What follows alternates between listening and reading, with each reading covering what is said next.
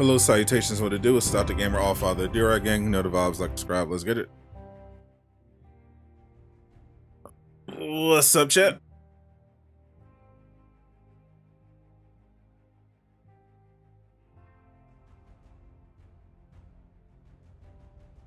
It's time for another Marvel's Avengers developer stream.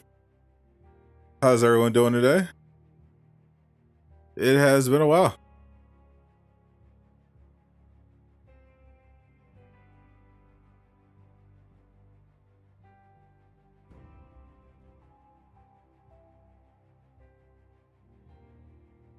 What's up, Lay Townsend, Insane Gamer? What's up, YouTube Toby?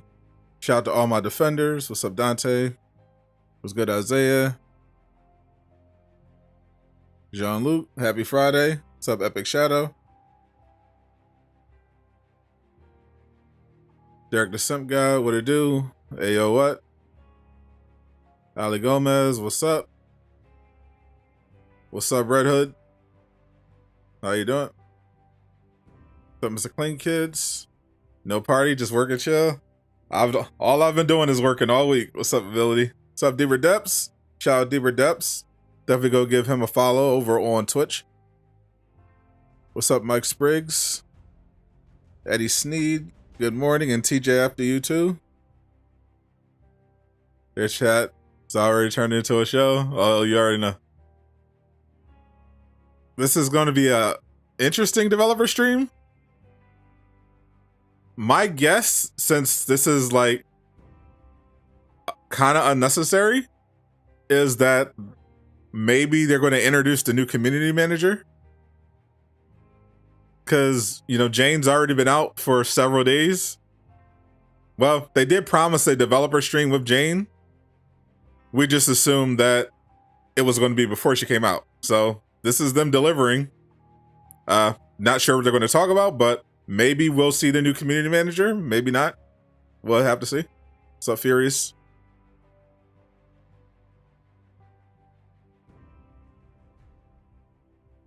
What's going down with the developer stream? That's what we're here to find out. Apart from Jane Foster. Sadot is the next hero. Cannot confirm.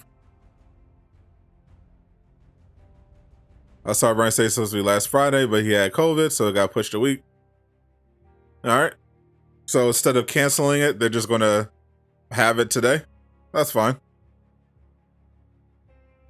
The manager introduces... Bro, imagine if they introduced Miller as the community manager. I would literally fall on the floor. What's up, Elmer Fudd? Here to see what Brian has to say. Me too. What's up, Black King? This is interesting. They have not had a developer stream since patch 2.3 came out several months back. What's up, Laajune? Or should I say Laajune Bug? What's up, Laajune Bug? How you doing? One of my absolute favorite people in the community. One of the OG Avengers YouTubers. Oh, Mr. Holy himself. If you were in his stream last night, you know why. Trix is banned. Oh, that's right. Trix is still banned from the chat. What's up, Jay Shockblast? Speaking of OG YouTubers, we got all the celebs here today. Trix Ridiculous is actually banned from the Crystal Dynamics chat. He's actually banned from participating. Him and Kyle are actually banned, both of them, from participating.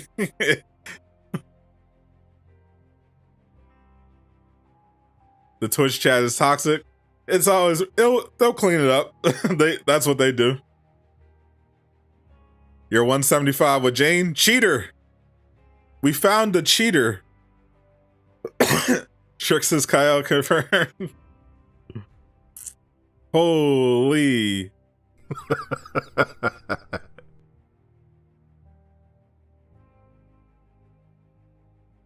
What's up, Guy in Bush? Jade is nasty. Cleared the OT boss in seconds.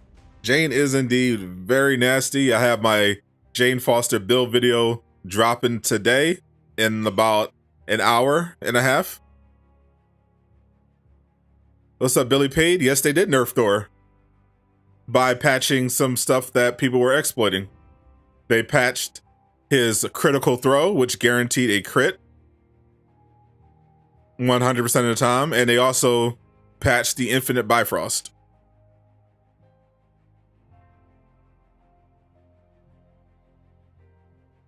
Just don't like how her God Blast locks onto people.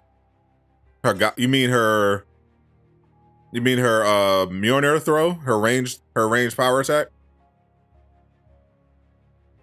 What's up, Ant? How you doing, my boy?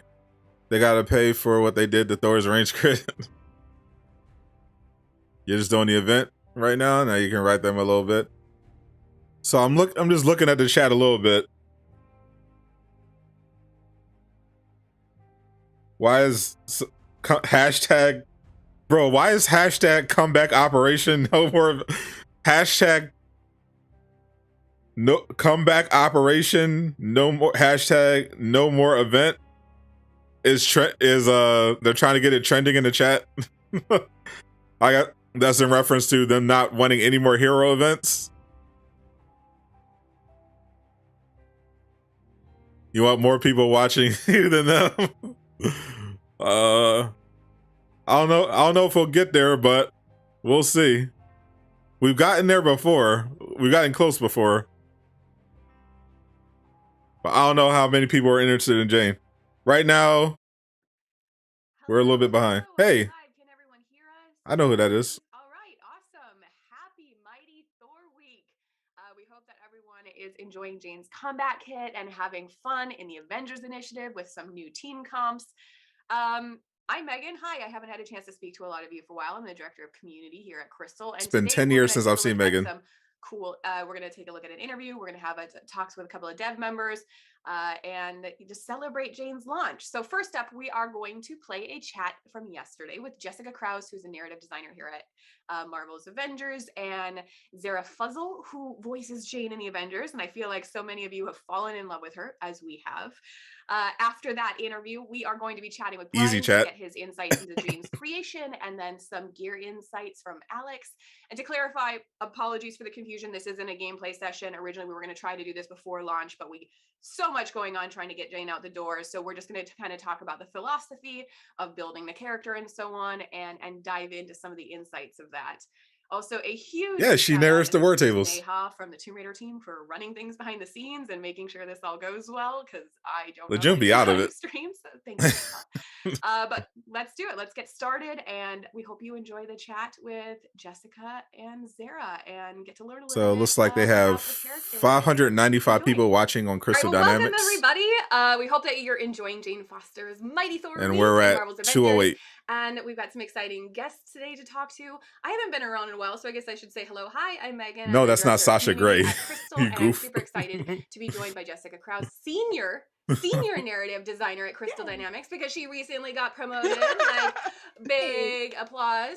And also Zara Fuzzle, who voiced Jane and is a prolific voice actor in gaming and other mediums. And we're going to talk to them about bringing the character to life. So thank you for joining us today, ladies. Thank you for having us. Okay, so let's start with Jessica. A little bit about yourself and your work in the industry, and then what do you do here at Crystal? So I'm a senior narrative designer and writer at Crystal Dynamics. I started at Crystal in June of 2020, so I just hit my 2 years here. And I first started working on the Spider-Man pack for Marvel's Avengers, and then moved on to Jane after that. Before Crystal, I worked at Telltale Games for about 2 years, and my background is actually in theater. My background is in playwriting. The building you literally sent for everyone. Into video games when I started at Telltale as an intern. And trying to keep up with Lightstream Batman. So yeah, awesome, exciting. All right, and how about for you? Anytime there are females on the screen, across gaming and TV, and chat doesn't know how to act. talk us through where we might have heard your voice before? Sure. Yeah, I'm Zara Fuzzle, and I love that you have a theater background, Jess, because I also have a background in theater. That's how I came into acting. Theater nerds! Yay, live audiences! And I'm actually opening a show tonight. Oh, so exciting! Yeah. Congratulations. Thank you. Yeah, at the Geffen Playhouse here in Los Angeles. But so my background is in theater, but I was always fascinated by animation as a kid. I wanted to be an animator. And so I always would study the voices behind these shows. Even as a kid, I would see in the credits like, oh, who plays this? Who plays that? So as an adult working in the theater, I always in the back of my mind knew, I want to work in animation. So about 10 years ago, when I moved to Los Angeles, I really started making the push to work in animation and video games. Yeah, Telltale Games go hard. That having a background in theater and live performance has really equipped me. She got some credentials. Enter that industry where so often you have to imagine the audience making stuff while that you were speaking to. Yeah. When you're off actually the person that wrote that Step on You joke in Marvel's Avengers is right here, including Young Justice, Jess, she wrote that, and the Princesses of Power, Voltron, Amphibia, Big Hero 6 the series, Craig of the Creek, and I've had the astonishing good fortune to work on a lot of video games where I'm actually a player character. Borderlands 3, good question. Why is their stream out of sync? League of Legends, Apex Legends, I'm the announcer. I'm pretty sure this is a pre-recorded video. I play a lot of superheroes, primarily in the DC universe. So I'm so excited to play Jane But they just still in there hero in the Marvel Universe sandbox. I couldn't be more thrilled. That's amazing. What's your day job? I get to play superheroes. That's so cool. I mean, I know that it's a simplification, but it's a pretty cool premise for a job. I love that. An embarrassment of riches, truly. All right, so for Jessica, let's start with you with the inspiration for Jane. So about her comic origins and why she's such a cool, unique character. And then also, using their own servers. Familiar with Jane, what would you say is the recommended run of comics that they read to kind of brush up on her origins? Yeah, well, we definitely pulled. I'm not sure if they're alive or from Jason Aaron's they recorded run this live of the Mighty Thor. It's a pretty extensive series. It includes Jane Foster, but also a lot of Thor as well, and it goes into those realms, they do not have Elgato green screens. Such a good comic run. Jay Shotglass got to hook them up. Actually, was not a huge fan of Thor for a very long time. That was more. I have an older sister. They got them slip shot sort of her green screens. That she really liked. And as the younger sister, I was like, "Are you trying to tell me something?" Because I know a lot of Thor is about that sibling relationship and they not liking each other. I'm definitely getting a pre-recorded vibe. But I ended up reading the Mighty Thor run for Jane, and I just fell in love with it because I'm a huge fantasy nerd. And most of that run, use code JShockBlast for all your Elgato needs. It's like comic book fantasy, and it's so good. Yes. So all right, so it's pre-recorded. Recommend that run by Jason Aaron. And yeah, that's where we pulled a lot of Jane's origins. Not feeling the cosmic background. Jane is suffering from cancer in that series and is using Thor. Well, not using Thor, but she is called to Mjolnir, and it essentially when she is Thor, her cancer doesn't exist anymore. But then when she puts the hammer down to turn back into Jane, it's like it resets her treatment. Appreciate that, J23. I was super fascinated. I'm not always the first, but I try to be the best. Pull as much of that into our version of Jane. Yeah. That's awesome. Thank you. And we'll touch a bit on that even more a little bit later. Yeah. So Zara, I know that you weren't actually aware of what character you were auditioning for when you had this, in particular, which hero. So when you found out that it was Jane, what made you excited about the character and getting the role? Yeah, I mean, I was excited in the first place to audition for Avengers because it's a game I wanted to get on. And the audition was for the role of a senator, and she gives an impassioned speech, defending this marginalized community. And so I thought, oh, what kind of NPC is this? What senator is this? This is someone from X-Men. I just, kept it grounded, kept it real. Heard back shortly after from my agent that I had booked the role of Jane Foster. And I was like, oh, Jane in the game, that's cool. And my familiarity with Jane was really from Miller found out earlier. Natalie Portman's portrayal of the character. And it wasn't until the session was booked and scheduled that I was told that it was not only Jane Foster, but Jane Foster as the mighty Thor, a playable character in the game, a hero.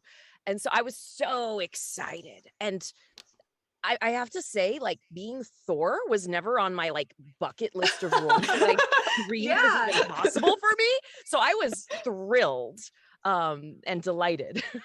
I love that. That's amazing. So both of you have actually shared that you have a personal connection to Jane and her story, and I think that has just provided such a unique perspective to the role. So Jessica, why are they not streaming the news? This is specifically a Jane Foster stream that was supposed to come out last week. Thread about this when Jane was released. So feel free to go look at that if you want. But so the reason Jane was so personal to me is because, I went through that of watching someone I love very much go through cancer treatment. My dad, about 10 years ago, was diagnosed with cancer while I was still in college. And so a lot of Jane's Intel doc set is about her reaction to that diagnosis. Also, what is happening during her treatment? How is she dealing with that? How is she dealing with that while also having Thor at her side, taking care of her? And so a lot of that stuff was pulled from my experience, my dad's experience, my mom's experience. When I was first tackling these, I spent like 2 hours on FaceTime talking to my parents and getting their perspective on what their reaction was, because they could speak from an emotional place as having their family members or having themselves. Trix is literally banned. But they're also both scientists. So I could discuss from a very like pragmatic standpoint, a very logical standpoint, what that reaction was like as well. And then I was able to put people keep asking for Scarlet Witch because she is a doctor. Someone's asking for Wolverine. She would have that moment of like, oh my God, what do I do? Okay, I have to do this. I have to do this. They try to keep chat clean. This is my no trolling procedure. This is going to be nothing toxic. Nothing critical of the game. It was very personal for me to write this because I was able to, pull from anecdotes. We talk about Thor brings up nutrition shakes. And that is like something that is burned into my memory from 10 years ago, like opening the fridge to my parents' house and seeing just Ensure bottles filling the fridge up. And Trix is banned because I feel like putting in the moderators don't like people who ask tough questions that I really wanted for Jane, because I wanted to respect it and I wanted to give as much empathy as possible. It's a fantasy story and heroes and gods from other worlds and stuff, but it's so grounded in reality, especially with that angle. And it's interesting because you say you wanted to give it a personal feeling. It's so personal, but it's also very universal to other people's experiences. Absolutely. It feels like, looking at the reaction that I've seen to the portrayal by you, Zara, and then Jessica, the writing, I've seen several people already speak up and say, this is the life that I was living a lot of that myself, my loved one, and it seems to have really resonated with a lot of people. So, Zara, how about with yourself? Why was this a personal story for you? Yeah. I mean, when you write something so personal, that's so rooted in personal experience like Jess did, it really resonates and strikes what is true for each person who receives it, including me, the actor interpreting the words. I lost my father to pancreatic cancer, and several other members of my family have dealt with cancer. I don't think there's a single person in the world who hasn't been affected by cancer, either directly or affecting their friends and loved ones. I have a few friends right now going through chemo, and what I always try to do as an actor in any role I play is to find the human. And I especially love doing that in finding the human in the superhuman circumstances. And so it was very easy to access Jane, not only because of my personal experience with cancer and seeing loved ones go through that, but just being a human in a world where you're given an enormous challenge. Okay, here's the challenge. you're going to have an emotional response to it.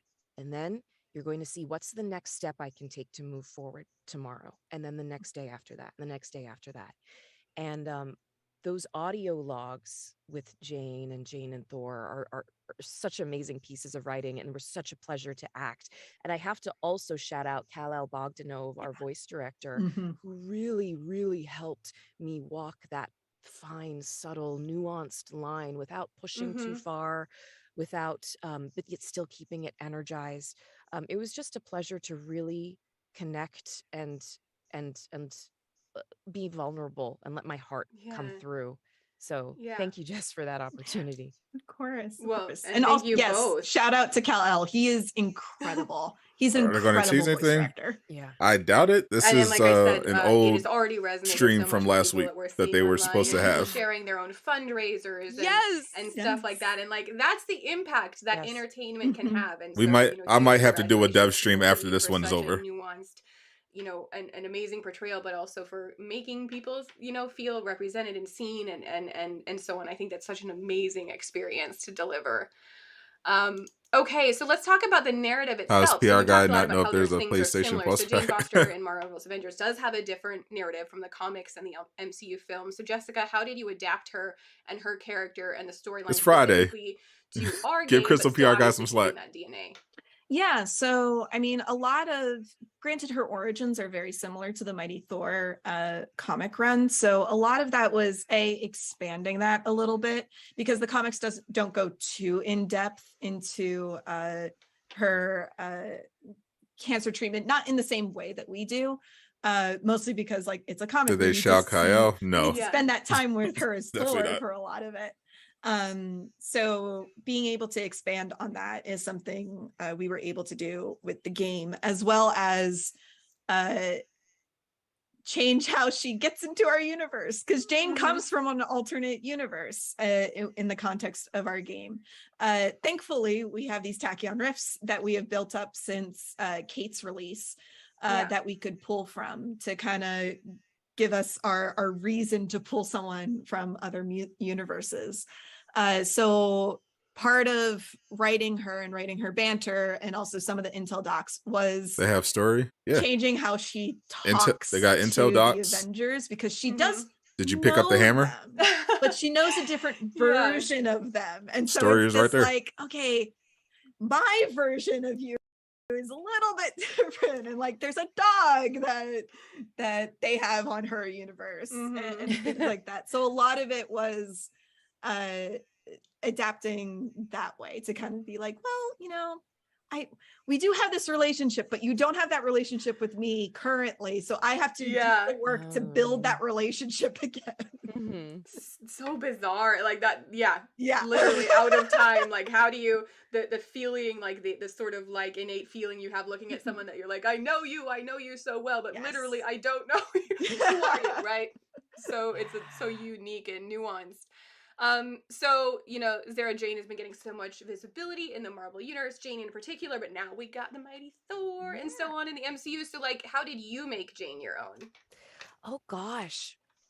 Again, I just went back to what I had submitted on my original audition, which was a strong woman who was very grounded, very real, very upset by injustice. Truth was important to her. So I think those were the seeds that I kept for the character. That's really the heart of her. Truth, justice, doing the right thing. You rather buy a skin those who can't protect themselves. That's than get a new character that's an echo for free. And the Mighty Thor. And so couldn't be me. You know, I really just kind of focused on that rather than thinking about other ways the character has been portrayed. I really just tried to keep it rooted in what I thought was her core. And then for some of the fun, you know, battle chatter stuff, that's when it was really fun to lean into, you know, the grandiosity of Thor. There's that Thor tone in your voice. Right. And it's like, and that was something we discussed with our voice directors, Kal-El Bogdanov and Maddie Stratton as well, fantastic voice director, to kind of figure, okay, when is Thor making when is the Mighty Thor making fun of Thor? When is she really feeling it and leaning into the role? Exactly. And when is it just her?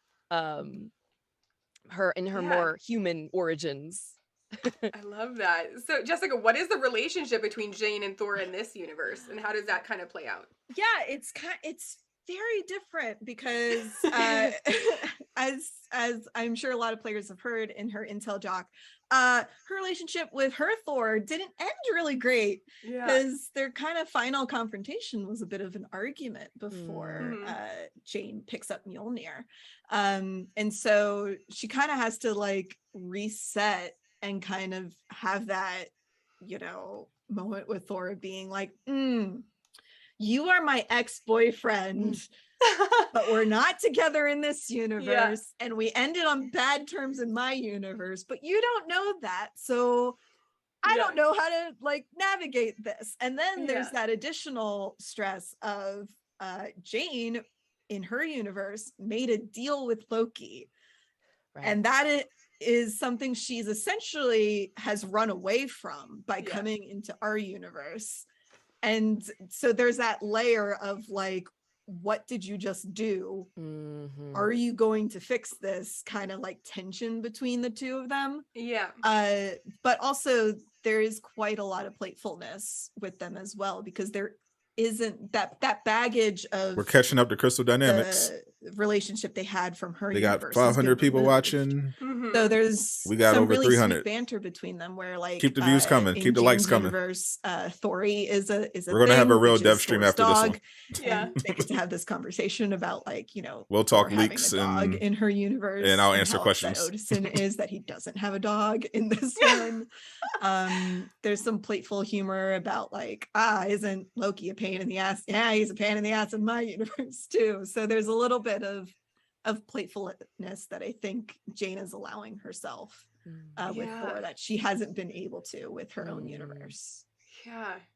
I love that. That like sort of fresh chance, but also lots of baggage. And what do you do? What do you divulge, and what do you just kind of like downplay and step away from, and so on. You know, I have to imagine being pulled in from like an alternate universe is just like complicated. In its own right. And on top of that, like exes and stuff. And also the sense of like seeing, because Jane is seeing a Thor that does not have guilt. I'm watching a casual Avenger Johnny Rocker. Because her Thor gave trolling up in the chat for her out of a sense of guilt. And so it's such a different universe to come into and seeing, oh, this is the Thor I remember. This is the Thor that was the good side and like the good times essentially. And being reminded of that. I love that. You're not in love with Megan. So Zero, I'll ask both of you this. We'll start with you, Zero. Do you have a favorite moment or line of dialogue or interaction that you feel kind of like perfectly encapsulates Jane in our game or something that you're just like really proud of that you want people to look out for? Oh gosh, I love the dialogue with Kamala Khan. As a Pakistani American myself, that character and that IP is something I've been interested in and following for a very long time. I think Jane has a line about how she's the best of us. Ms. Marvel's the best of us. And I just love that so much. There's almost these like maternal sisterly moments toward her. So I love that. There's also a great exchange with Steve Rogers and they're timing out people and how you should for asking about operations on a stove. I just thought that was hilarious. I love it. And how about you, Jessica? What about you? What's your favorite? So the tea kettle line, fun fact, is something I did in college. Oh no! I accidentally put my electric tea kettle on the stove and it just melted. Oh no, poor baby. 19-year-old me was not very smart. The max. But yeah, there's a lot of fun little tidbits. There's I think we created a like coffee snobs group that Jane has joined, and I believe it's Clint and Widow, and it might also be Kate as well. And then Jane has joined the coffee group. There is this is taken from, again, Mighty Thor. So there's a very small exchange at the beginning of Mighty Thor where Jane comes back to Earth and all the Avengers are there. And right as she tries to leave, she leaves And then I can't remember who comes up. I think it's Captain America that comes up to Iron Man and asks if Iron Man asked her out again, and that's why she left. So essentially I interpreted that all this is in the Jane game. hates Tony Stark. Everything they're talking about is in the game. At least from her universe. And so she just rags on him the whole time in her banters with him. And that was quite fun to play to write. Because a lot of times it's like, oh, we're getting along and stuff. And I liked the dichotomy of like, no, I hate Tony Stark from my universe, and so I'm going to take it out on you. Y'all super thirsty. Y'all down bad. I love it. All right. Well, yeah, I hope I reception, Jane's been out for a few days now. People seem to be loving her as a character and super fun gameplay and everything. Much and thanks to both of you and the story and her personification and so on. So thank you both if this so came out much last for week instead of chatting with gameplay, they us got drag. and the amazing work, and I hope we get to chat with you again Probably in the future. Hold on, I got my But hammer. chat's always going to complain. I don't have one. Oh, We are worthy. All right. Thank you, ladies. Thanks, Megan. So much. Hey, look. Look who it is, Jay. Your best friend. And they're muted. Megan, you're muted. I just look like I'm making these weird gestures. Hey, it's Alex. Alex, come to us. Come to us. All right. Making these weird gestures. I was summoning Alex. Uh-oh, we got an echo. We got an echo. Let me fix this quick. All right. Well, we hope that all of you enjoyed that interview. Brian and I were talking about this earlier, that like after this interview, I talked to them for I think another half hour because they are just the most pleasant, fun ladies to talk to. And yeah, it was just really nice to hear from them and their inspiration. But now we're going to talk some gameplay. So thanks for joining us, Brian and Alex. Can everybody just want to say hello and make sure everybody can hear you? Miss, my pleasure. Glad to be here. All right. I am also talking. These are also words. All right.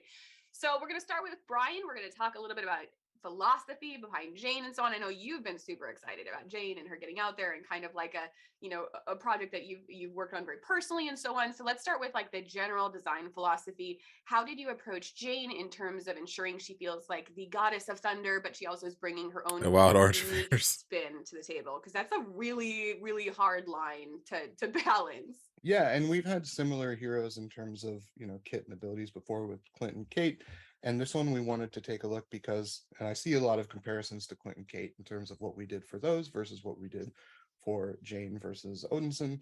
The major difference in why there is more shared kind of mechanics and abilities between Jane and Odinson is the common denominator, right? It's Mjolnir.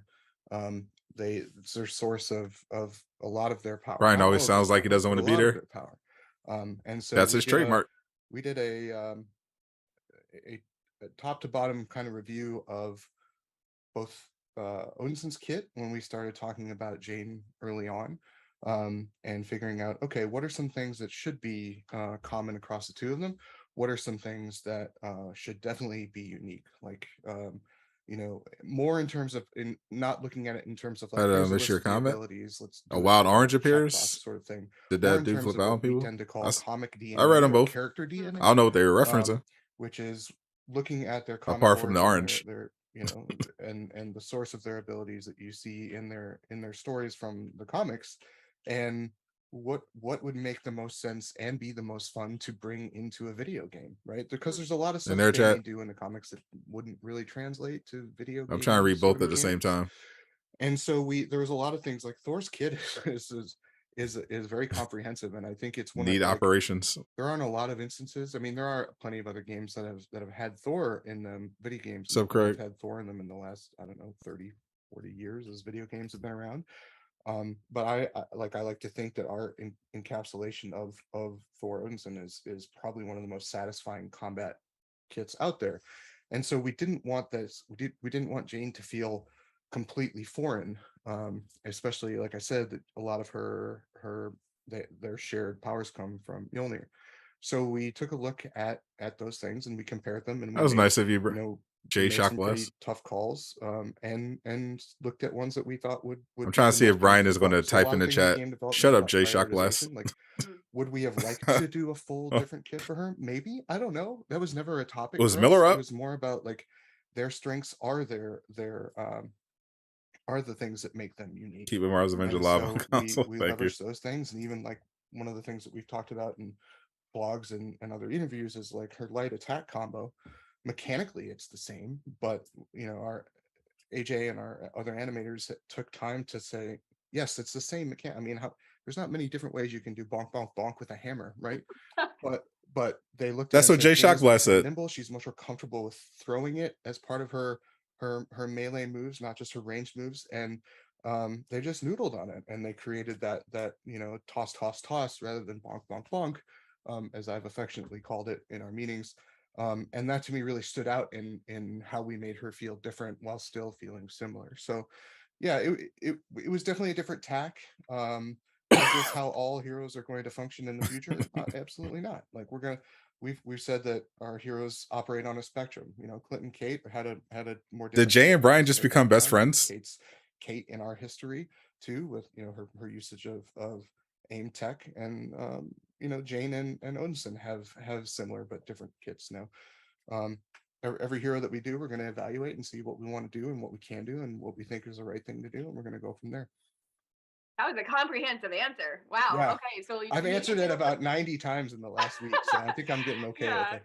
So I think you touched on kind of like, is this the template for the future? Not necessarily. We take a look at things on a case by case basis. Let's take a second to speak specifically to. I mean, I could think of a bunch of ways to use a hammer, but that's just me. Blessing and God. Tempest. I think I said Tempest 9,000 times while recording the war table, and they had to excellent job with the war table, like, by the way. Saying it wrong. My brain just filled it in. God, Tempest. So can you talk a little bit about those? Sure. I mean, you're talking about her intrinsic and her ultimate. I'm sorry. Yeah, just the intrinsic overcharge, or just like how just a little bit more specific about the foundations of her play and how she plays. Yeah, so one of the key things that like I mentioned before with her is that why is Brian's bathroom door open? That's so not his bathroom. And giving, I don't know if giving Mjolnir the freedom versus he's in a regular room. Have the freedom to do what it wants, like with and that's her a hallway that leads to the kitchen. Say, hey, go, you know, do your thing.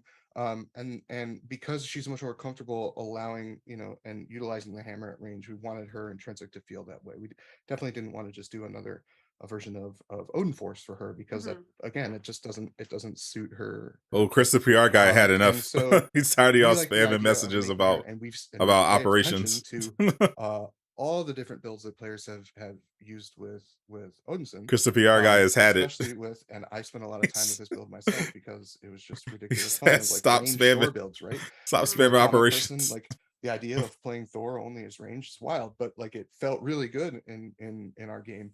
And so we said, hey, what if we had a hero that her kit was tailored more into that route?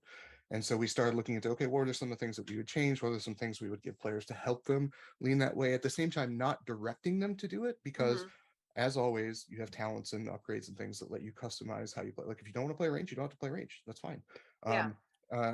And so we just wanted to give some different options that way, where if you really like playing ranged Thor or Odinson, this is a new way to do it while still feeling familiar. Love that. I love that. So everything kind of culminates in the all weapon, right? And her ultimate heroic. And can you talk a little bit about that and Undiarn and just how epic that is?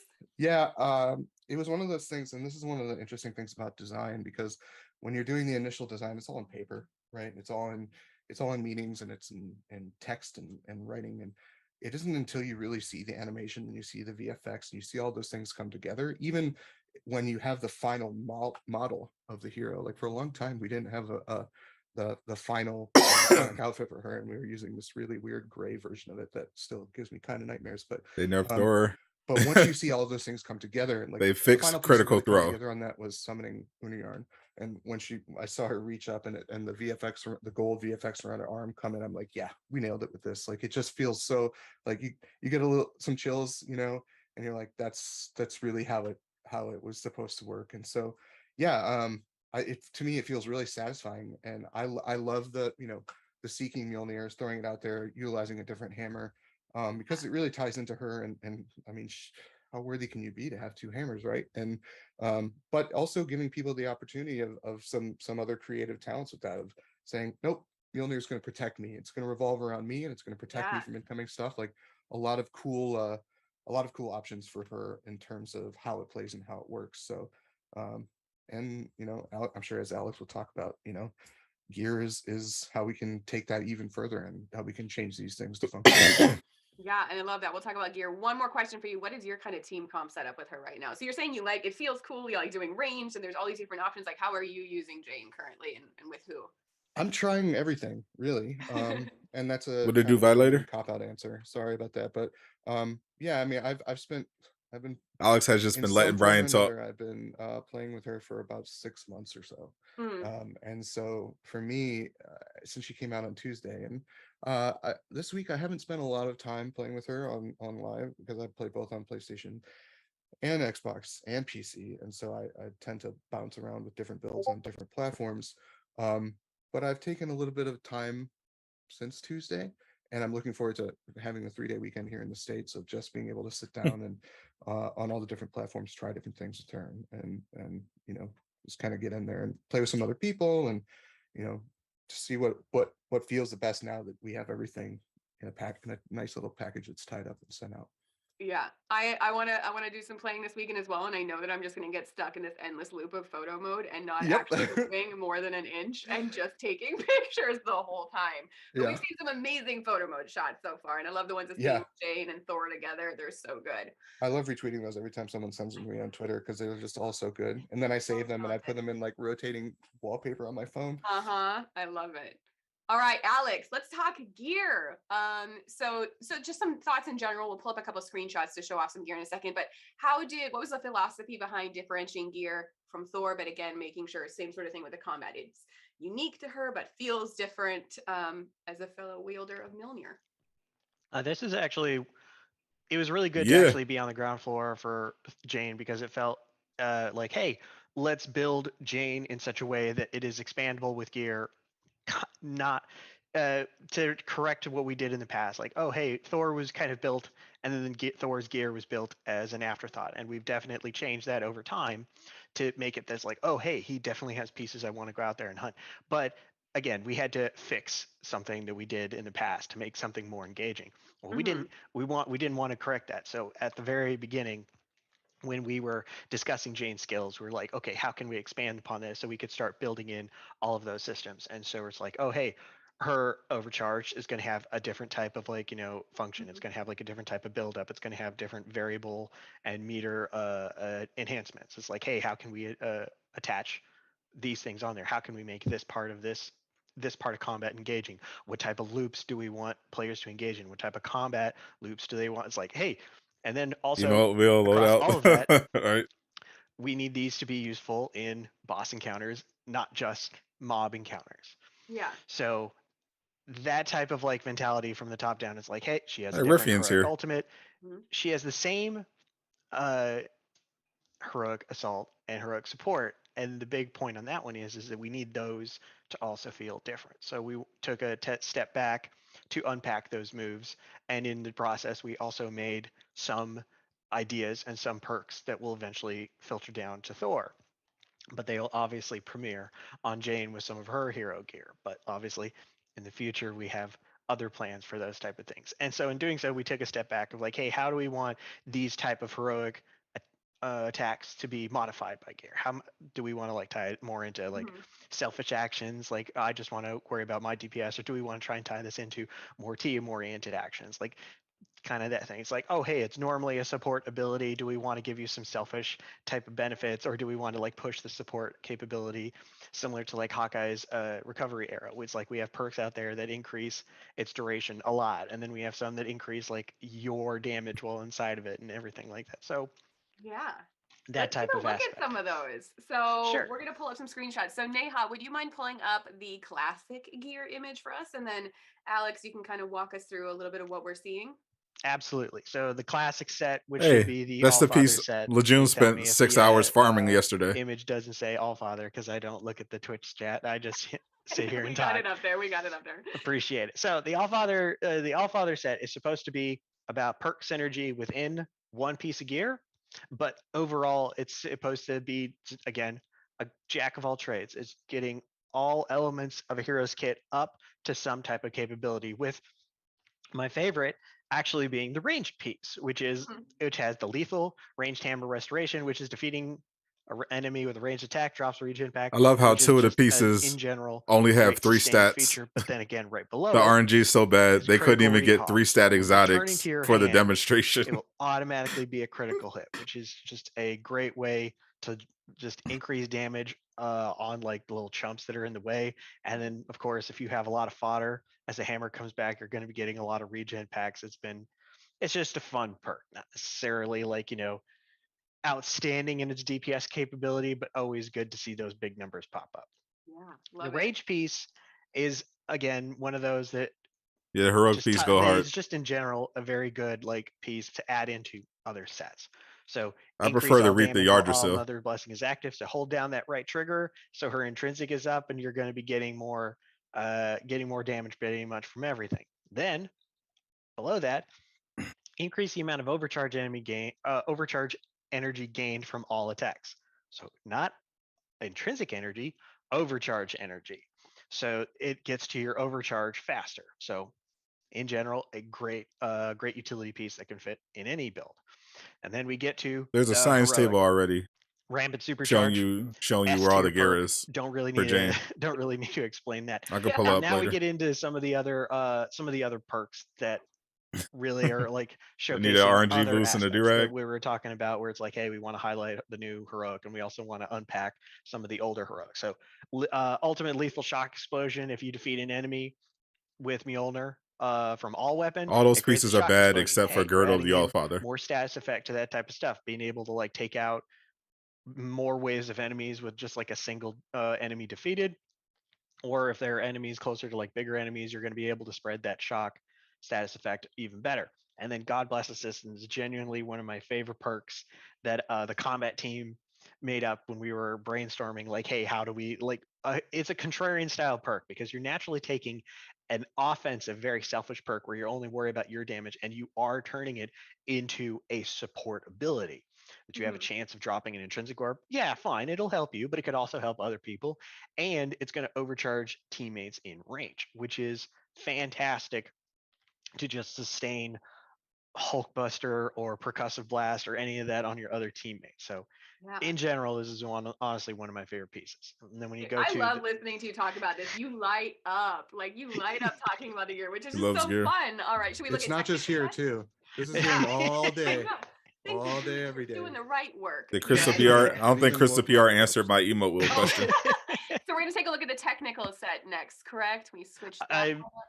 So again, really quickly, but like the chest piece of the Allfather is like pretty basic, because again, it's like, oh, you're losing less intrinsic energy, you're gaining more crit from hammer attacks, and then you gain like a basic thing. But in general, it's a defensive piece. But yes, let's go to the technical set next. So the technical set, its entire thing is the loop of overcharge. Yeah. Not her intrinsic, not her ultimate. So it's focused on her overcharge or God Tempest. So starting off with the heroic piece, we have unarmed attacks to generate more overcharge enemy per attack. Solid. Defeating enemies while God Tempest is active increases duration 2.5 seconds per enemy defeated. Solid.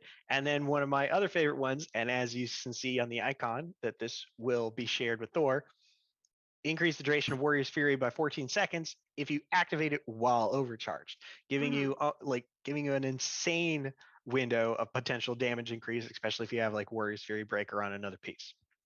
Going on to the melee piece, we've got increased energy from all mothers.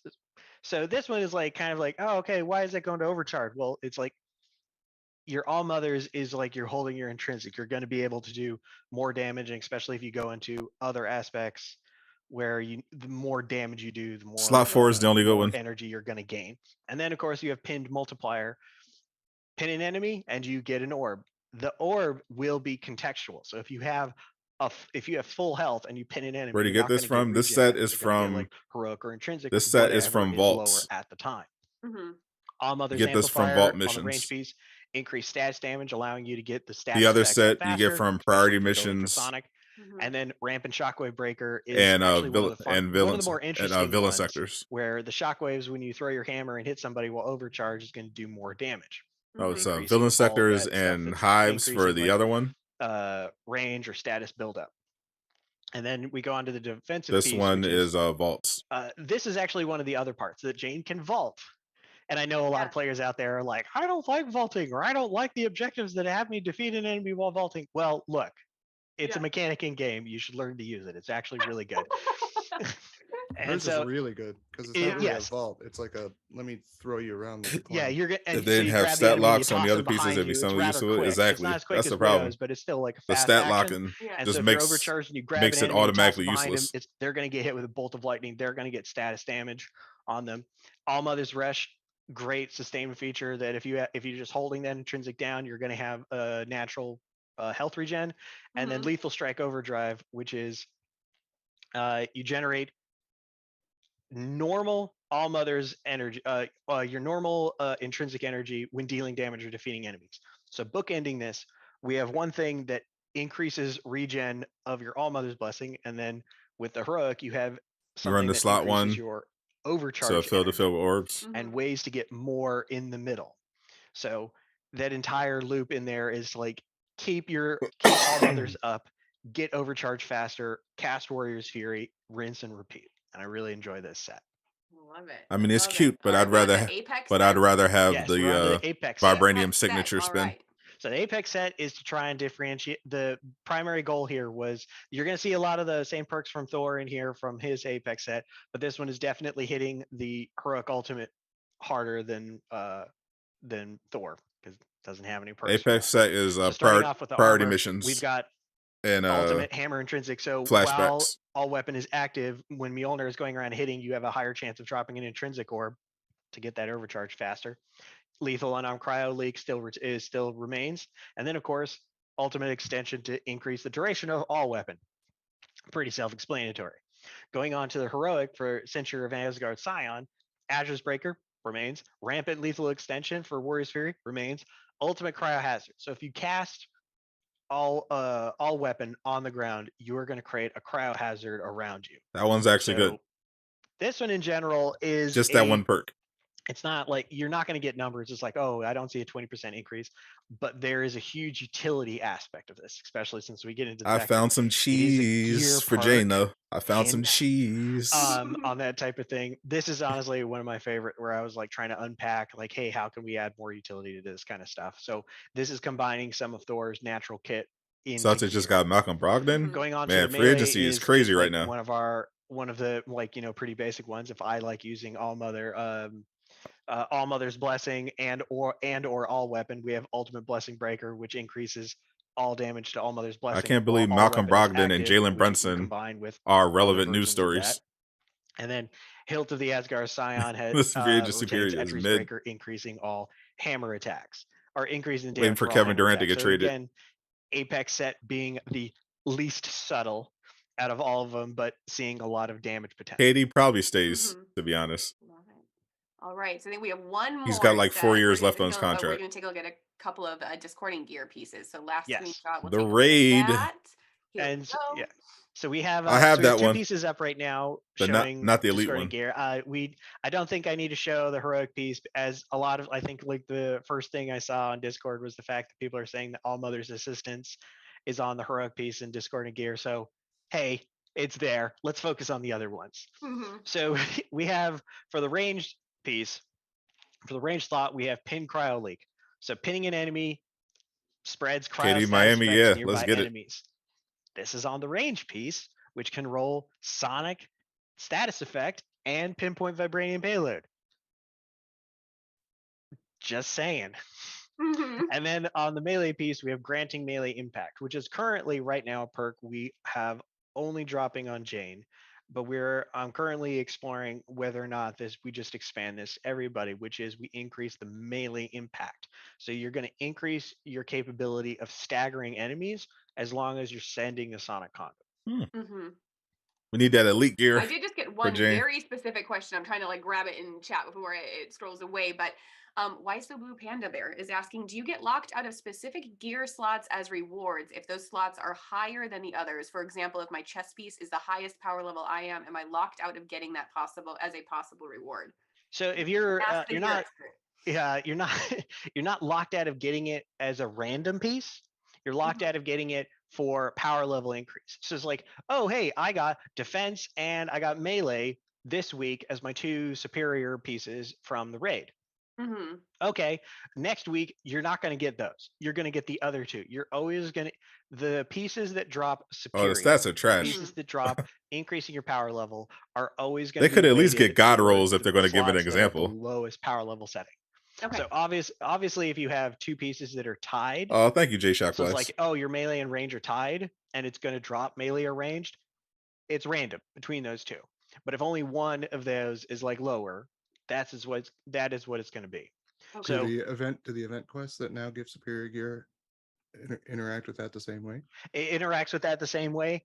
On the flip side, though, it is not locked to slots. It's locked to it drops on any slot. So it's going to go to whatever the lowest slot is that you're going to get that for that superior reward. So the roster rewards will always give you power level increase weighted towards your lowest power level slots. Awesome.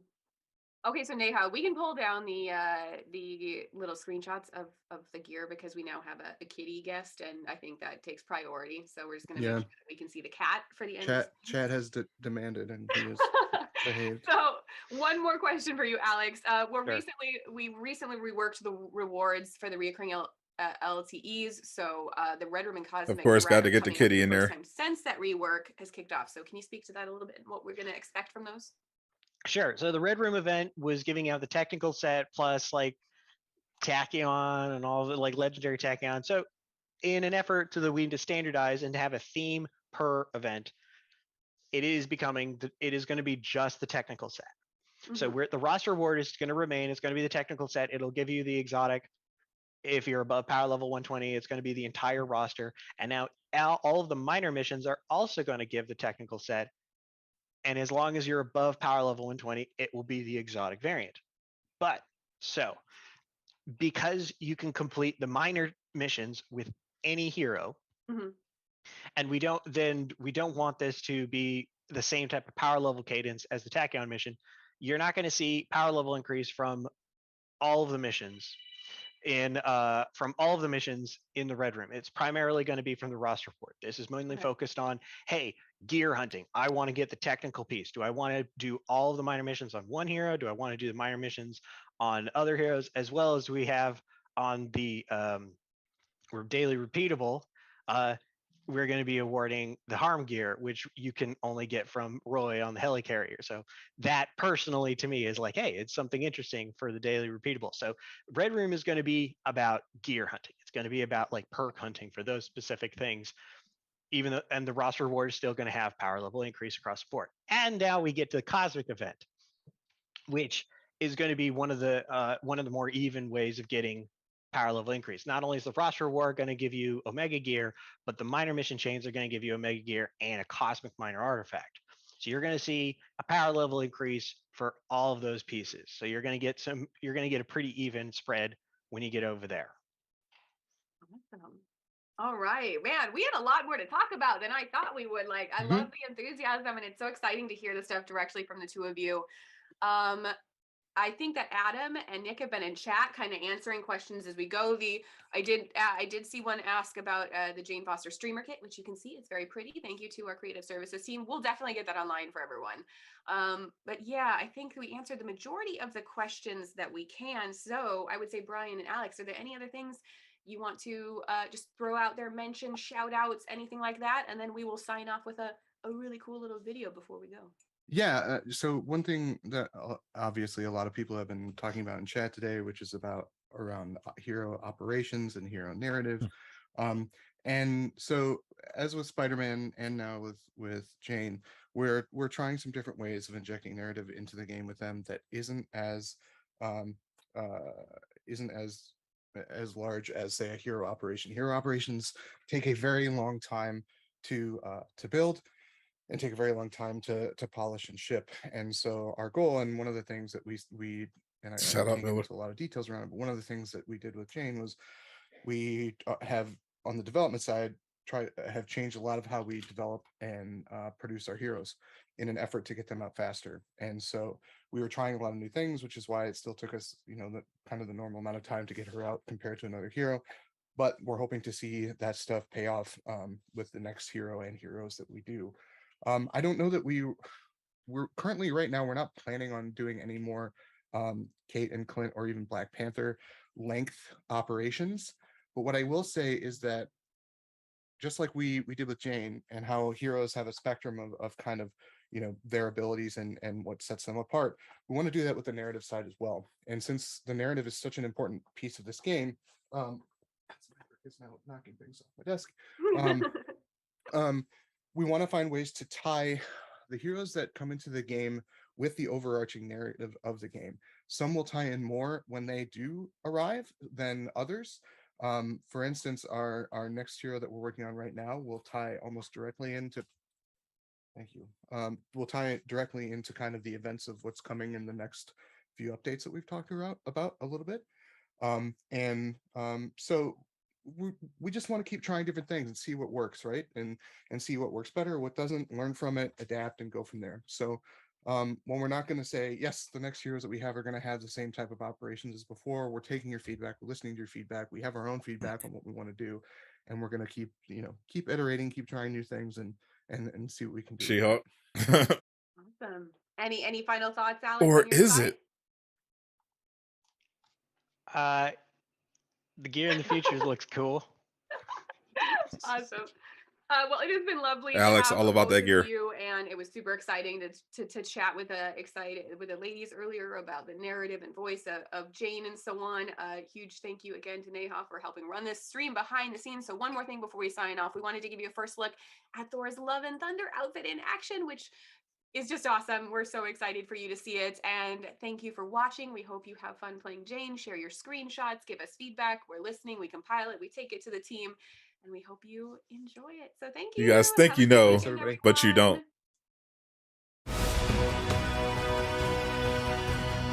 Oh, they showed it. Oh my God, that's hilarious.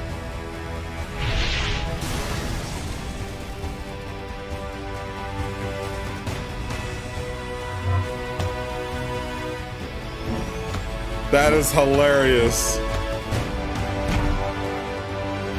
Miller we trust.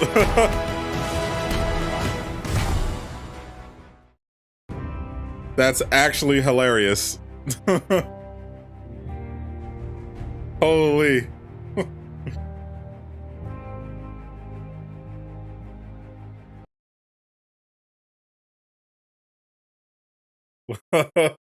Bro, Miller. Bro.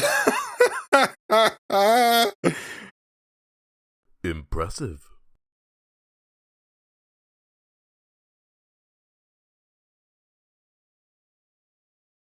Yo. Impressive. Hold up. Oh no. Let's do my own dev stream chat. Let's let me get my obligatory background.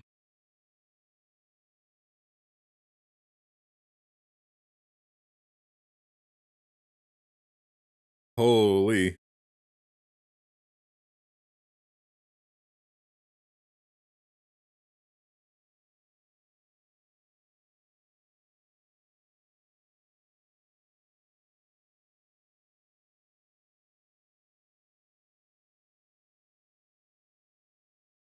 Oh my goodness. Miller is the greatest guesser I've ever seen. I can't believe Miller is this good at guessing.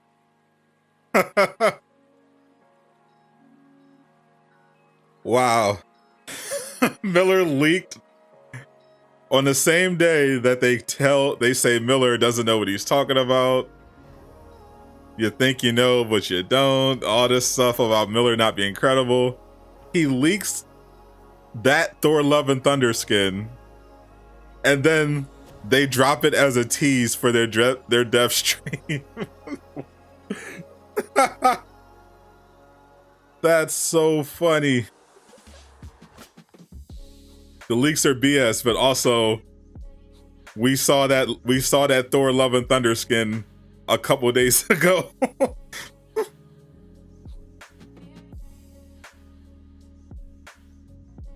I actually have it here. Hold up.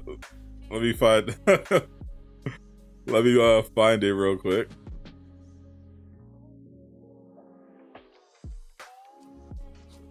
Oh, I have a couple actually.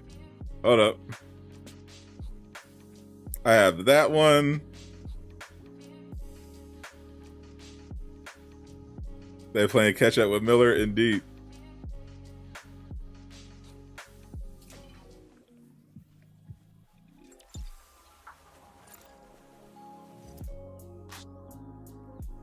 There it is.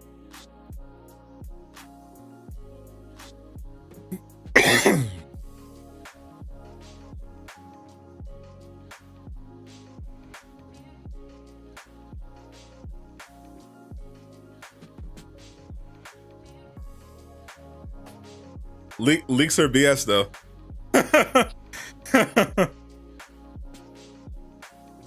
No, they do not give release dates generally for skins. They usually show them off like right before they're coming out. But they didn't mention anything about Thordis.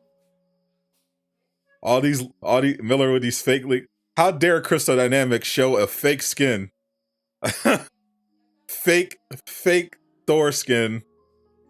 Leaks are fake.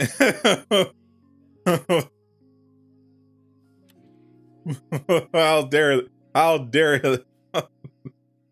it's all fake. Fake news.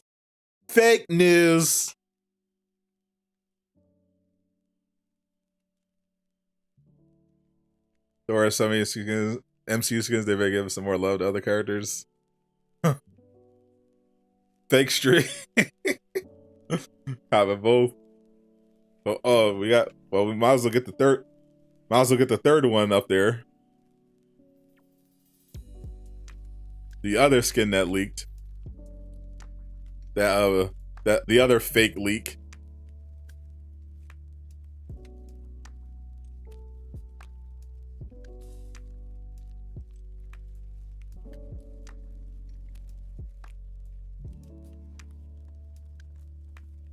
Screw the rules, I have money.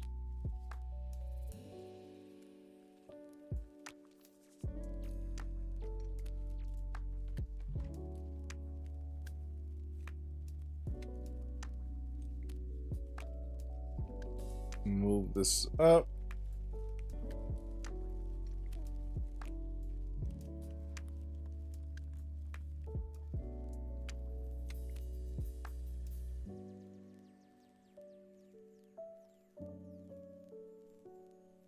Deep fakes.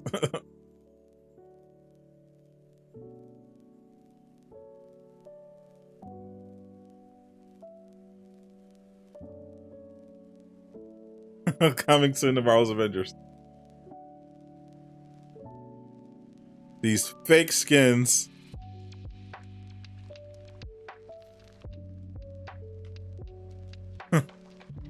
Those fake skins are high quality. I know, right?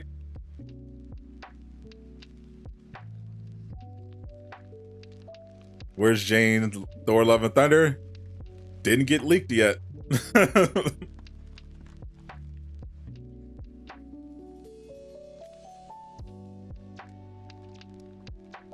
Can't wait for that Iron Man skin. I like the Thor Love and Thunder one. I want to see the rest of the Thor Love and Thunders. Leaks are wolf territory, aka how to set you up. So up for taking L. Miller leaks equals fake only for them to come true. Probably saving Jane skins until movie release day, most likely. I mean, it's so funny that they were like, well, since it's already out there, we'll just tease this one. Gonna call Miller and congratulate him for fake news. So we can be sure that at least one Thor Love and Thunder skin is coming out next week. Probably two. To line up with the movie. You know, Valkyrie as a Kate Bishop and Captain America Echo. So I agree that Thor Love and Thunder skins looks great. Can't wait for all three.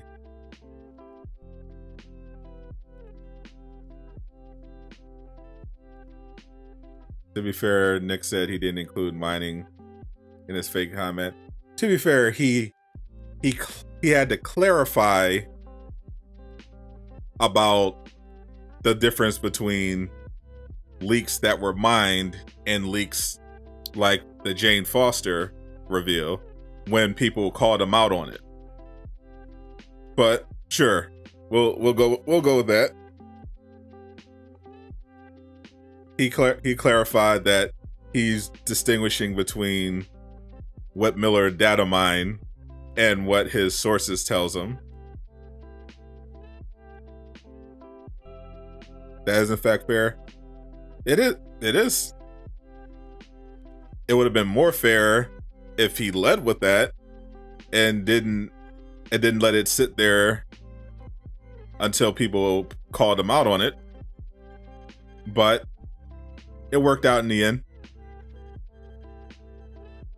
And it remains to be seen just how unreliable the non-mine stuff is going to be. I mean, the Jane Foster thing wasn't data mined, and that sure as hell was accurate. There is a new PlayStation Plus Kamala pack. Another one?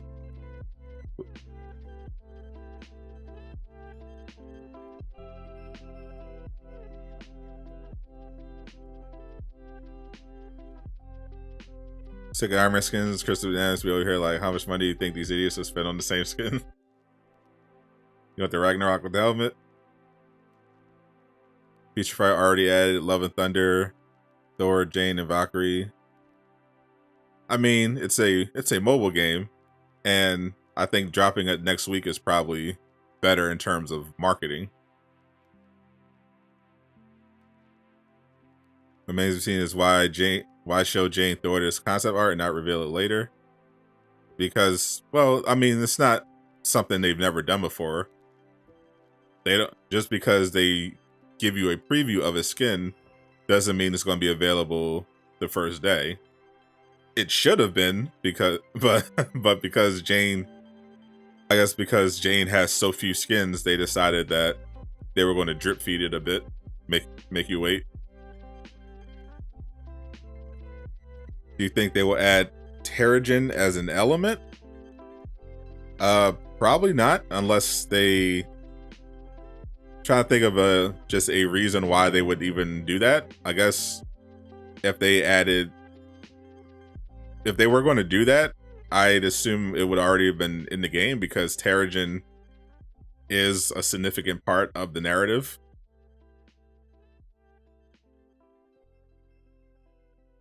Terrigen is what gave Kamala her powers.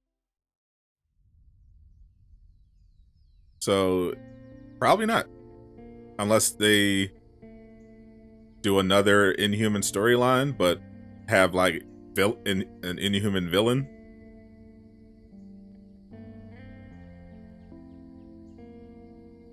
Not sure how Terrigen would even work as a status effect. What's up, C. Jackson? What's up, Cap Tay?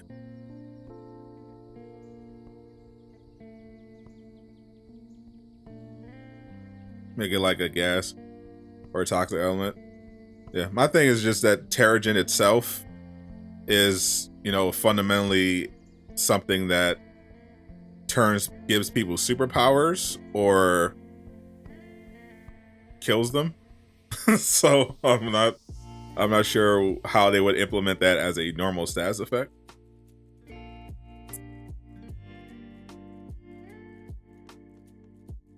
Thoughts on the dev stream? The best part of it, I mean, this would have been a fine dev stream if it had come out on time, which was supposed to be last Friday, it would have been okay. It would have actually been, especially with the ending, if that was how they planned it the whole time.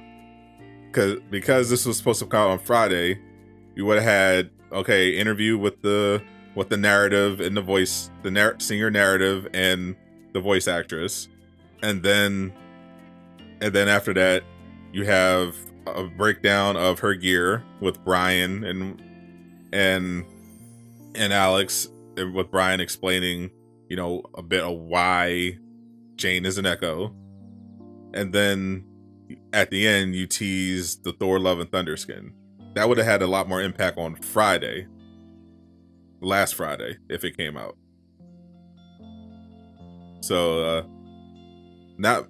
so this is basically just more entertaining to watch the chat than anything. Quake with Chloe Bennett for the culture.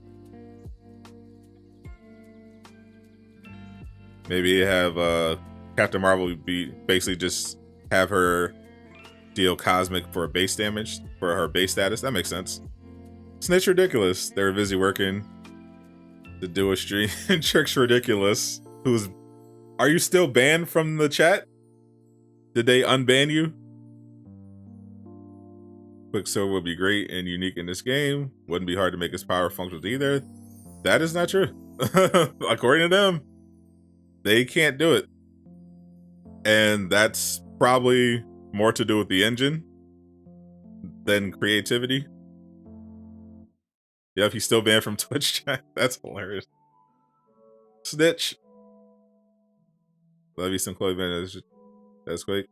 So he hasn't been up to his cheesy ways. The only thing he cheesed was the crowd God blast. He posted that video, but everyone knows that. That's barely cheese. That barely qualifies as cheese. I did find some Jane Foster cheese, but I'm definitely not making a video about it because Crystal Dynamics would 100% nuke this into the ground if they knew about it. So I only posted it in the Discord. I'm not getting that one patched.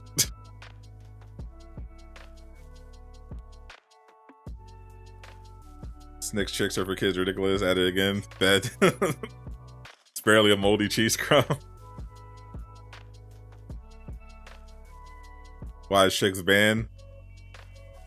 Because he said Miller for president or something. I think Tricks Ridiculous made a reference to some cheese. Is that why you got banned? He made a reference to some cheese. And then they banned you. I think he said something. I think he may have referenced Save Scumming. I think he said something about can't wait to save scum this event or something. And they banned him from the chat. We love you, Trix, even if you are a Fed chancellor. Trix is the one Fed that Durag Nation has made an exception for.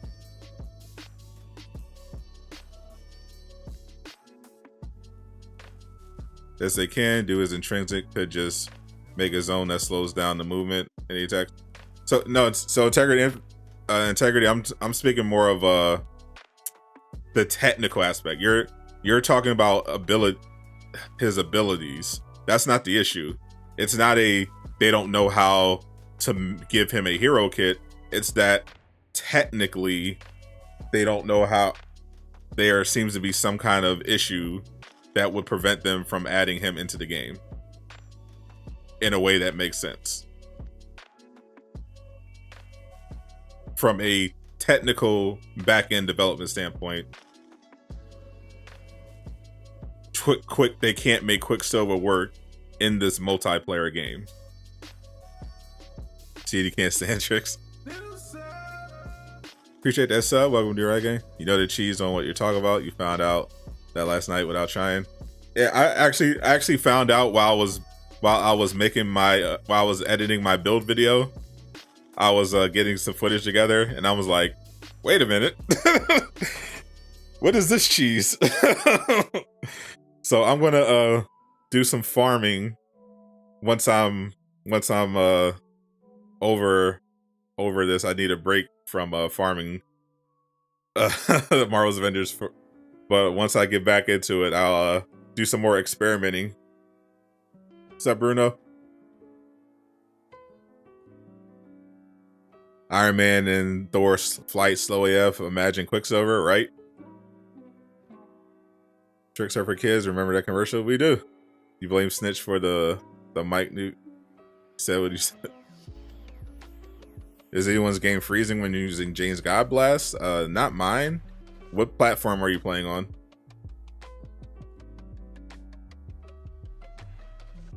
By the way, my Jane Foster build video, the best build video, is dropping in about 20 minutes. So definitely check that out after this.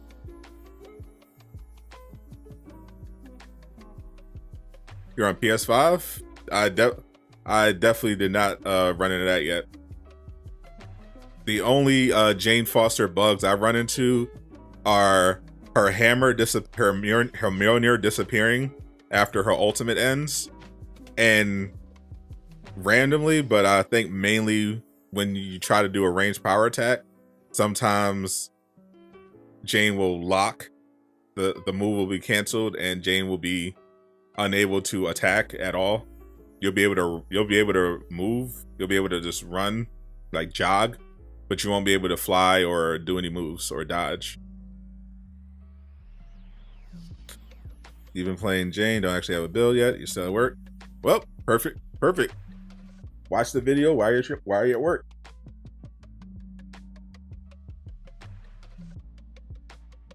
Can I do a poll with the top 5 most wanted heroes? Yeah, that sounds like a cool poll to do for the community tab. I'll definitely drop one for that.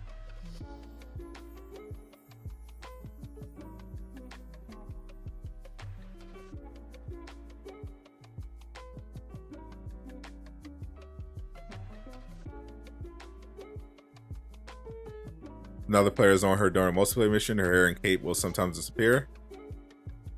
They kept the amount of challenge points you get daily. That's what appears to be it. I heard some people trying to cheese the challenge card, and it turns out there seems to be a cap to how many points you get daily, which is how they solve the challenge card cheese. Jane build video, can't wait. You have a good build. Oh, thank you. I think it's a good build as well. I'm having a lot of fun with it. Jane is very, very powerful, and I'm looking forward to getting some of the elite raid gear, hopefully with way better stats than that, and test some more stuff, test some more cheese. You took a break and forgot to do Bio Village. You mean Kate? Was it for Snitch? Tricks are for kids. Ridiculous. The comic nuke doesn't happen. You said what you said.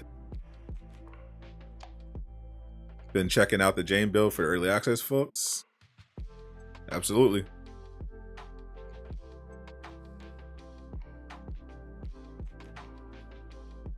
You don't understand builds in this game, to be honest. Do you have to get the exact gear and perks that are shown? If you're trying to build it exactly like someone else, then yes.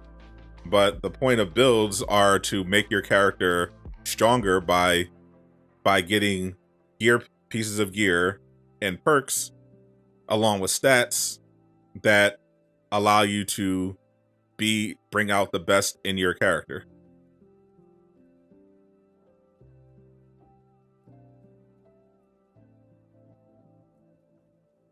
Kyle the Hypocrite uploaded another video. Oh, he still makes content? I forgot. Anything good in the stream? You missed the whole dev stream, but it was basically just a dev stream that was supposed to come out last week. The only really interesting part was the end when they teased this Thor Love and Thunder skin that Miller already leaked. I think the Thor skin is going to be a hero starter pack for $5 or a free PlayStation Plus skin. Hey, they want to give it away or give it to me cheap, I'll take it. Recently noticed that Thor and Iron Man, the OG flyers in the game, have the most skins. So Thor used to not get a lot of skins. Iron Man used to just be undisputed most skins. But I think Thor, because as they started leading up to Love and Thunder, they decided to pay more attention to Thor because he's a very popular character, and it looked pretty silly that Thor was getting so few skins, especially the year that he had a big movie coming out. So they definitely corrected that. Yeah, Cap has gotten a lot of skins.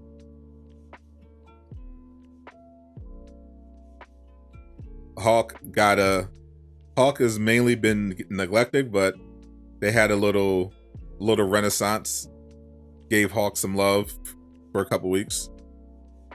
As Iron Man got the Infinity Gauntlet on his hand, I can't fully tell, but we'll see. What's up, Uncle Casual?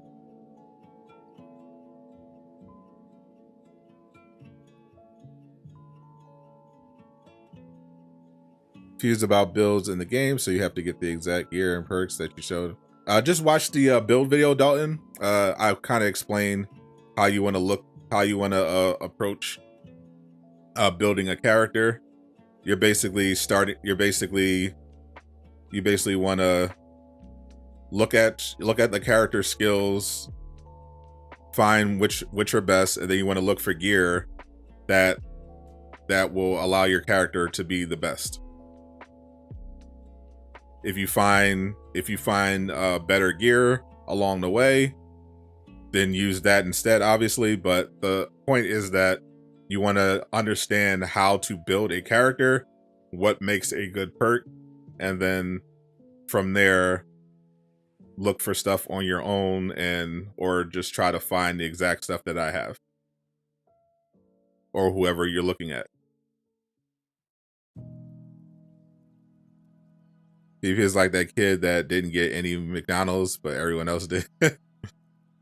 Yeah, he's had no MCU skins since his Civil War drop, and he's not gotten any new comic skins either.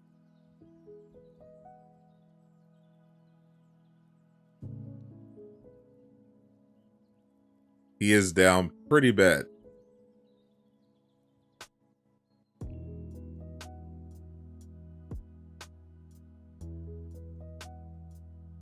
I'm sure someone else has the glitch, but not a whole lot anyone can really do about it. I haven't run into that. The only issue I run into with the challenge card, I've personally never seen a challenge card glitch, but the only thing I know is that people are saying there's a cap now on the daily amount of challenge card points.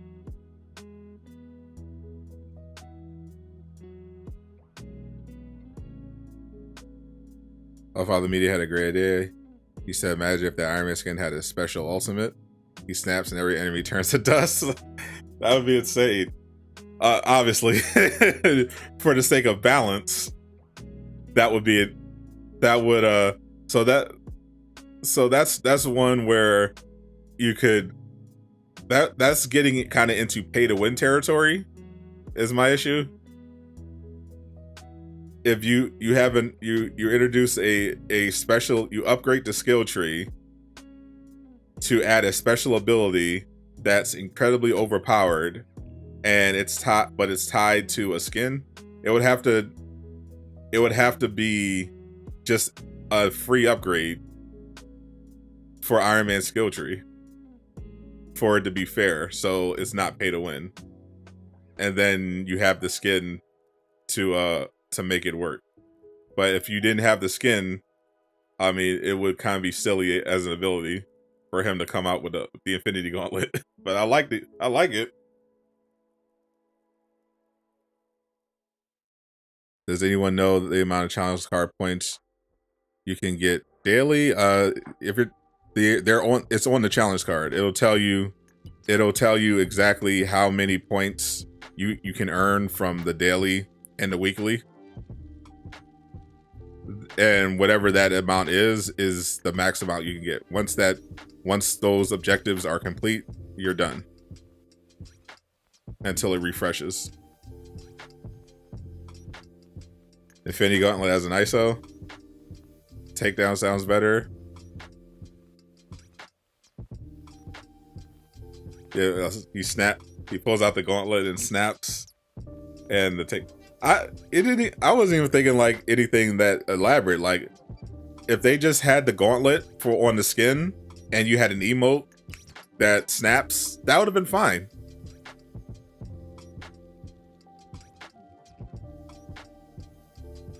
The only skin here that I'm interested in copping Mr. Clean Kids is the Love and Thunder. No new defenders yet. There should be different heroics for all heroes. Like takedowns, said the same thing in your stream yesterday, except tied to an emote where Iron Man snaps his fingers in the elevator and the other Avengers disappear. I'm just thinking about all the ways that would bug the game, but it would be awesome. Miller doing the god work. The gauntlet have a minor artifact also. Major. Yeah, make the Infinity Gauntlet a major artifact. Yeah, that would be interesting. So I think they'll release She-Hulk alongside her show still. I'm almost certain at this point that that's not happening. At least not in August. Oh, Navaflow just became a member. There we go. Navaflow, welcome to the Defenders.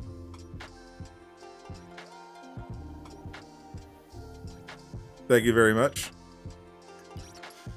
You have the hot toy of the Thor on the left.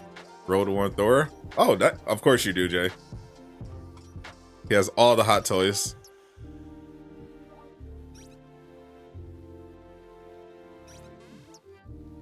You think She-Hulk will be tall? I mean, they're all kind of tall. Spider-Man's, look how tall Spider-Man is.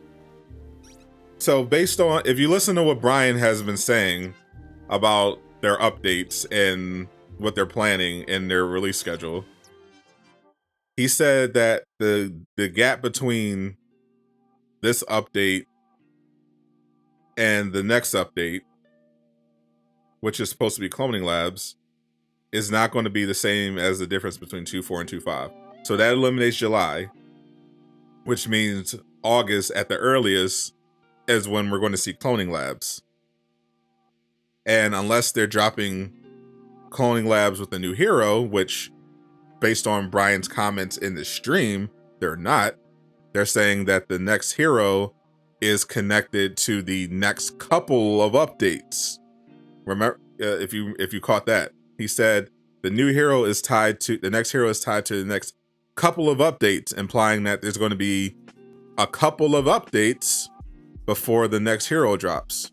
So if we know that Cloning Labs isn't coming out in July and is coming out and would be August at the earliest, well, She-Hulk starts in August, so that moves that out right there.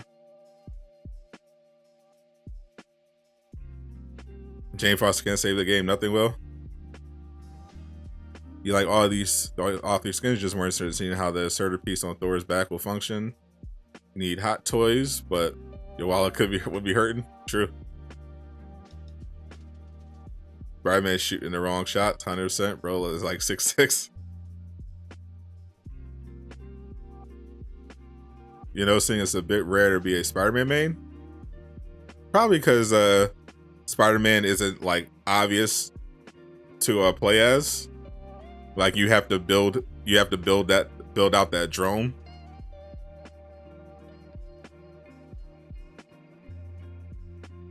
He's not as plug and play like Hawkeye or Thor is. And he's not as effective on bosses. October, November, you say? Definitely needs a symbiote suit.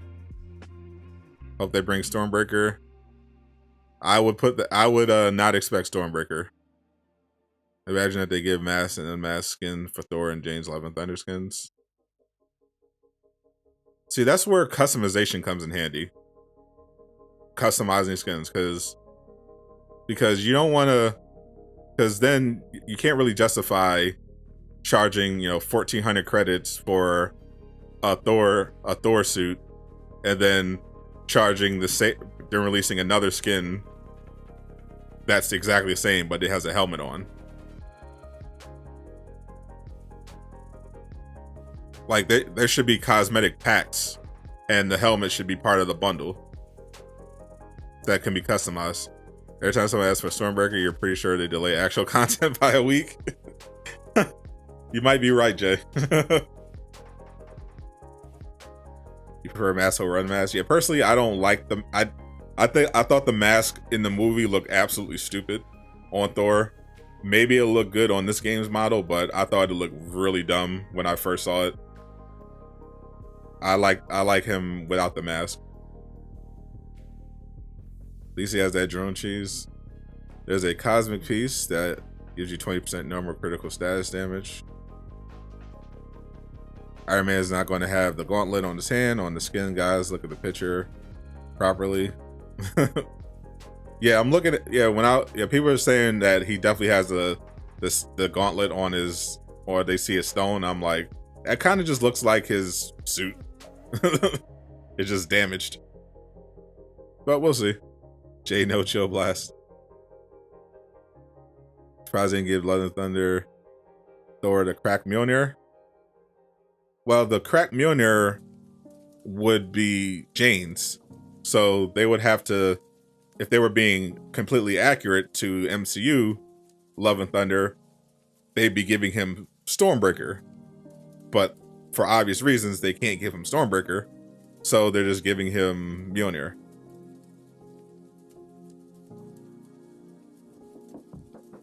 All right, guys, I'm getting out of here. But before I go, make sure you check out my Jane Foster build video that is premiering right now.